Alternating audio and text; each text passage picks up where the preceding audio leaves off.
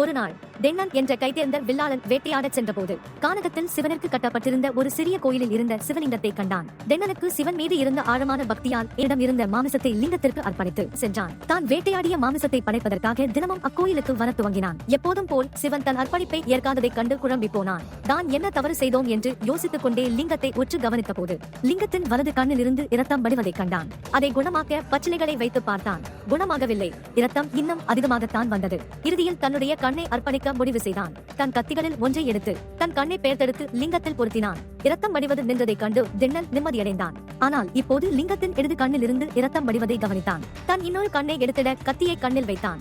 ஆனால் இரண்டு கண்களும் இல்லாமல் எங்கு பொருத்துவது என்று தெரியாமல் போகும் என்பதை உணர்ந்தான். அதனால் லிங்கத்தின் மீது ஒரு காலை வைத்து மற்றொரு கண்ணையும் பெயர்த்தெடுத்தான். தென்னனுடைய பரிபூரண பக்தியைக் கண்டு அவன் முன்னால் சிவபெருமான் தோன்றினார். சிவனுக்காக தன் கண்ணையே அர்ப்பணித்த சிவபக்தர் அல்லது நாயனார் ஆகியதால் அன்று முதல் அவர் கண்ணப்ப நாயனார் என்ற பெயரை பெற்றார்.